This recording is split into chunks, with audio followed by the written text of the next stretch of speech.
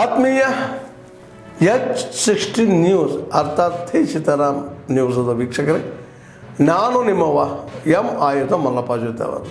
ತಾವು ಈಗ ಸುದ್ದಿಗಳ ಲೋಕಕ್ಕೆ ಎಂಟ್ರಿ ಹೊಡಿತಾ ಇದ್ದೀರಿ. ಈ ಸುದ್ದಿಗಳನ್ನು ಪ್ರತಿಯೊಂದು ನೋಡೋ ಜೊತೆಗೆ ನಿಮ್ಮ ಅಭಿಪ್ರಾಯಗಳನ್ನು ಹೊಸ್ತಾ ಇರ್ರಿ. ಯಾಕಂದರೆ ಈ ಸುದ್ದಿಗಳು ನಿಮಗಾಗಿ, ನಿಮ್ಮ ಬದುಕಿಗಾಗಿ, ನಿಮ್ಮ ವೈಚಾರಿಕೆಗಾಗಿ, ನಿಮ್ಮ ತಿಳುವಳಿಕೆಗಾಗಿ ನಿಮಗೂ ಗೊತ್ತು. ಜೊತೆಗೆ ನಮಗೂ ನಿಮ್ಮೊಂದಿಗೆ ಇದೊಂದು ಮಾತಾಡುವಂಥ ಜೊತೆಗೆ ಸುದ್ದಿಗಳನ್ನು ಬಿಡುವಂಥ ಕೆಲಸ. ಈ ಕೆಲಸದಲ್ಲಿ ನಾವು ನಿಮ್ಮೊಂದಿಗಿದ್ದೀವಿ ಅಂತ ಹೇಳ್ತಾ ನೋಡ್ತಾ ಇರಿ ಸುದ್ದಿಗಳನ್ನು. ಹೆಚ್ಚು ಕ್ವಶನ್ ಇತ್ತು, ಅದು ಸಹಜವಾಗಿ ಸರಳೀಕರಣ ಮಾಡಬೇಕು ಅನ್ನೋದು ಅವರು ಮಾಡಬೇಕಾಗಿತ್ತು. ನಾನು ನೋಡಿದೆ, ಇವತ್ತೇ ನಾನು ಫಾರಮ್ ನೋಡಿದ್ದು, ನನಗೆ ಆ ಕ್ವಶನ್ಸ್ ನಾನು ಕೇಳಿದ್ದು ಭಾಳ ಜಾಸ್ತಿ ಕ್ವಶನ್ಸ್ ಇದೆ. ಅದಕ್ಕೆ ಅವ್ರಿಗೆ ಹೇಳಿದೆ ಸ್ವಲ್ಪ ಆದಷ್ಟು ಕಡಿಮೆ ಕೇಳ್ರಿ. ಯಾರಿಗೂ ತಾಳ್ಮೆ ಇರೋದಿಲ್ಲ. ಮತ್ತು ವಿಶೇಷವಾಗಿ ನಗರಗಳಲ್ಲಿ, ಹಳ್ಳಿಗಳಲ್ಲಿ ಮಾತಾಡ್ಬೋದು. ಕೋಳಿ ಎಷ್ಟಿದೆ, ಚಿನ್ನ ಎಷ್ಟಿದೆ, ಮೇಕೆ ಎಷ್ಟಿದೆ, ಅವೆಲ್ಲ ಕೇಳ್ಕೊಂಡು ಕೂತ್ಕೊಂಡ್ರೆ ಹಳ್ಳಿಯಲ್ಲಿ ಯಾರು ಪೇಷನ್ಸ್ ಹಾಗೆ ಕೇಳ್ತಾರೆ. ನಾನು ಕೋಳಿ ಸಾಕೊಂಡಿದ್ದೀನಿ ಊರಲ್ಲಿ ಅಂತ. ಒಂದು ಮನೆ ಮಾಡೋದಕ್ಕೆ ಗಂಟೆಗಟ್ಟಲೆ ತಗೊಂತ ಇದೆ. ಮತ್ತು ಸರ್ವರ್ ಸಮಸ್ಯೆಗಳು ಕೂಡ ಇಡೀ ರಾಜ್ಯಾದ್ಯಂತ ಇರಲಿ, ಅದನ್ನೆಲ್ಲ ರೆಕ್ಟಿಫೈ ಮಾಡ್ತಾರೆ. ಅದು ಅವ್ರ ಡ್ಯೂಟಿ. ಅದು ನಾನು ಸಾರ್ವಜನಿಕರಿಗೆ ಹೇಳೋದು, ಸಾರ್ವಜನಿಕರಿಗೆ, ಸಮಾಜದ ಎಲ್ಲ ಜನರಿಗೂ ಕೂಡ ನಾನು ರಿಕ್ವೆಸ್ಟ್ ಮಾಡೋದು, ಮನವಿ ಮಾಡ್ಕೊಳ್ಳೋದು, ಎಲ್ಲರೂ ಕೂಡ ಮಾಹಿತಿಯನ್ನು ಕೊಡಿ. ಇಲ್ಲ ಆಮೇಲೆ ಆನ್ಲೈನಲ್ಲೂ ಕೂಡ ನೀವು ಮಾಹಿತಿಯನ್ನು ಕೊಡಲಿಕ್ಕೆ ಅವಕಾಶ ಮಾಡಿಕೊಡ್ತಾರೆ. ಹೊರಗಡೆ ಇದ್ದವರು, ಹೊರಗಡೆ ರಾಜ್ಯದಲ್ಲಿ ಇದ್ದವರು, ಉದ್ಯೋಗಕ್ಕೆ ಹೋಗಿರೋರು ಎಲ್ಲರೂ ಕೂಡ ನೀವು ಕೂಡ ಆನ್ಲೈನಲ್ಲೂ ಕೂಡ ನಿಮಗೆ ಮಾಹಿತಿ ನಂಬರ್ ಕೊಟ್ಟಿರ್ತಾರೆ. ಅಲ್ಲೂ ಕೂಡ ನೀವು ಮಾಹಿತಿಯನ್ನು ಕೊಡಬೇಕು ಅಂತ ನಾನು ಪ್ರಾರ್ಥನೆ. ಬೆಳಗಾಂ ಗಲಾಟೆನ ಏನಾಗಿದೆ ನಮಗೆ ಗೊತ್ತಿರೋ ವಿಚಾರ. ನಾನು ಕಾರ್ಯಕ್ರಮದಲ್ಲಿದ್ದೆ.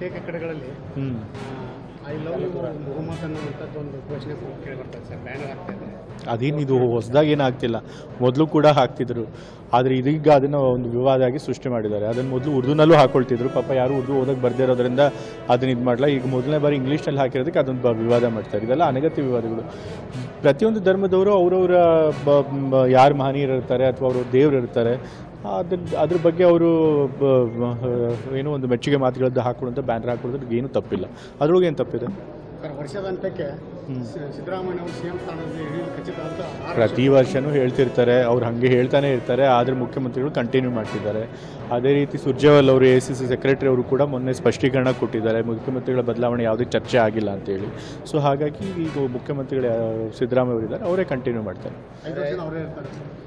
ಮುಖ್ಯಮಂತ್ರಿಗಳೇ ಹೇಳಿದಾರಲ್ಲ, ಮುಂದಿನ 5 ವರ್ಷಗಳ ತನಕ ನಾನೇ ಇರ್ತೀನಿ, ನಾನೇ ದಸರಾ ಉದ್ಘಾಟನೆ ಮಾಡ್ತೀನಿ. ಸೊ ಹಾಗಾಗಿ ಅವ್ರು ಹೇಳಿದ್ಮೇಲೆ ಅದೇ ಆಗುತ್ತೆ.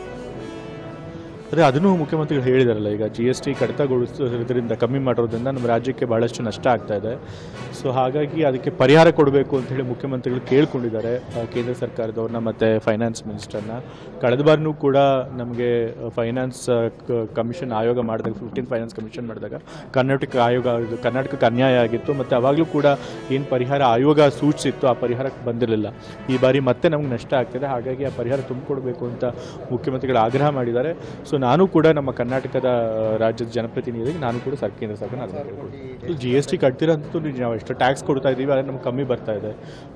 ಕಳೆದ ಬಾರಿ 15ನೇ ಹಣಕಾಸಿನ ಆಯೋಗದಲ್ಲಿ ನಮಗೆ ನಷ್ಟ ಆಗಿರೋದಕ್ಕೆ ಪರಿಹಾರ ಕೊಡಬೇಕು ಅಂತ ಆಯೋಗನೇ ಹೇಳಿದೆ. ಆದರೂ ಕೂಡ ಕೇಂದ್ರ ಸರ್ಕಾರಕ್ಕೆ ಕೊಡಲಿಲ್ಲ. ಮತ್ತು ಅವರು ಬಜೆಟ್ನಲ್ಲಿ ಘೋಷಣೆ ಮಾಡಿದಂತಹ ಭದ್ರಾ ಮೇಲ್ದಂಡೆ ಯೋಜನೆಗೆ ಏನು 5,000 ಕೋಟಿ ಕೇಳಿದ್ರು, ಅದಕ್ಕೆ ಕೊಡಲಿಲ್ಲ.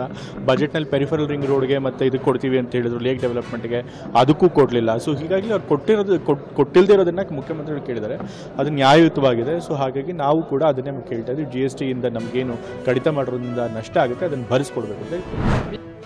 ಸರ್ಕಾರದ ಏನು ಆದೇಶ ಬಂದಿದೆ ಸಾಮಾಜಿಕ ಮತ್ತು ಶೈಕ್ಷಣಿಕ ಸಮೀಕ್ಷೆ ಅಂತ, ಆ ಸಮೀಕ್ಷೆಗೋಸ್ಕರ ಸರ್ಕಾರದಿಂದ ಜಿಲ್ಲಾಡಳಿತ ಇರ್ಬೋದು, ತಾಲೂಕು ಆಡಳಿತ ಇರ್ಬೋದು, ನಮ್ಮ ನಗರಸಭೆ ಸಿಬ್ಬಂದಿಗಳನ್ನು ನಿಯೋಜನೆ ಮಾಡಿದ್ದಾರೆ. ಮೊದಲು 15 ಜನರನ್ನು ನಿಯೋಜನೆ ಮಾಡಿದ್ರು. ನಾವು ಸ್ವಲ್ಪ ವಿರೋಧ ಮಾಡಿದ ನಂತರ ಈಗ 12 ಜನರನ್ನು ನಿಯೋಜನೆ ಮಾಡಿದ್ದಾರೆ. ನಾವು ಕೇಳೋದಿಷ್ಟೇ, ಈ 12 ಜನರನ್ನ ನಗರಸಭೆ ಸಿಬ್ಬಂದಿಗಳನ್ನು ನಿಯೋಜನೆ ಮಾಡಿದ್ರೆ ನಗರಸಭೆಯಲ್ಲಿ ಸಾರ್ವಜನಿಕರ ಕೆಲಸಗಳನ್ನು ಮಾಡಿಕೊಡೋರು ಯಾರು ಅಂತ. ಈಗ ಯಾವುದೇ ಒಂದು ಟ್ಯಾಕ್ಸ್ ಸಂಬಂಧಪಟ್ಟಂಥ ವಿಷಯ ಇರ್ಬೋದು, ಏನೇ ಇದ್ರೂ ಸಾರ್ವಜನಿಕರು ನಗರಸಭೆಗೆ ಬಂದೇ ಬಗೆಹರಿಸ್ಕೋಬೇಕು. ಅಂಥದ್ರಲ್ಲಿ ಈಗ ಟ್ಯಾಕ್ಸ್ ಸೆಕ್ಷನಲ್ಲಿ ತಾವಾಗ ನೋಡಿದ್ರೆ ಒಬ್ಬರು ಸಿಬ್ಬಂದಿಗಳಿಲ್ಲ. ಎಲ್ಲರನ್ನೂ ಸಮೀಕ್ಷೆಗೆ ಹಾಕಿದ್ರೆ ಇಲ್ಲಿ ಸಾರ್ವಜನಿಕರ ಕೆಲಸಗಳನ್ನು ಮಾಡಿಕೊಡೋರು ಯಾರು ಅಂತ ನಾವು ಪ್ರಶ್ನೆ ಮಾಡ್ತಾ ಇದ್ದೇವೆ. ಈ ಮೂಲಕ ನಾನು ಜಿಲ್ಲಾಡಳಿತಕ್ಕೂ ಕೇಳ್ಕೊಳ್ಳೋದಿಷ್ಟೇ, ತಾಲೂಕಾಡಳಿತ ತಾವೇನು ನಮ್ಮ ಸಿಬ್ಬಂದಿಗಳನ್ನು ನಿಯೋಜನೆ ಮಾಡಿದರೆ ಅಂತ ಆದೇಶವನ್ನು ತಕ್ಷಣ ಹಿಂಪಡಿಬೇಕು ಮತ್ತು ಅವರನ್ನು ಇಲ್ಲಿ ನಗರಸಭೆ ಕೆಲಸಕ್ಕೆ ನಿಯೋಜನೆ ಮಾಡಬೇಕು. ಪ್ರತಿಭಟನೆ ಮಾಡೋ ಮೂಲಕ ನಾವು ಹೋರಾಟ ಮಾಡ್ತೇವೆ. ಆದಷ್ಟು ಬೇಗ ಅದಕ್ಕೊಂದು ಅವಕಾಶ ಮಾಡಿಕೊಡದೆ ನಮ್ಮ ಸಿಬ್ಬಂದಿಗಳನ್ನು ಸಾರ್ವಜನಿಕ ಕೆಲಸಕ್ಕೆ ನಿಯೋಜನೆ ಮಾಡಬೇಕು ಅಂತ ಕೇಳ್ಕೊಳ್ತೇವೆ.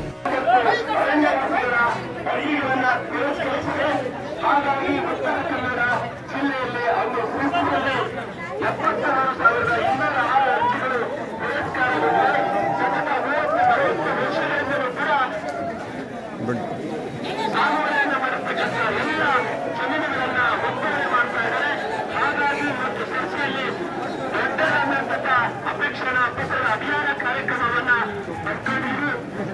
ಸಹಕರಿಸಬೇಕು.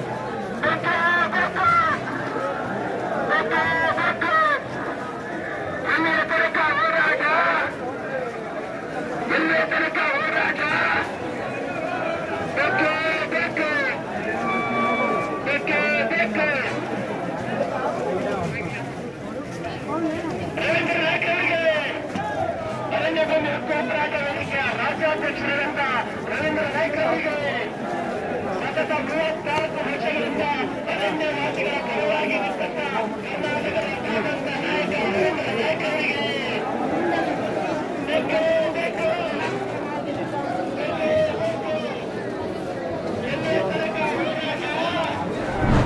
ಆದ್ಮೇಲೆ ಎಲ್ಲ ಸುದ್ದಿಗಳನ್ನು ನೋಡಿದ್ರಲ್ಲ, ಏನು ಅನಿಸ್ತು ನಿಮಗೆ?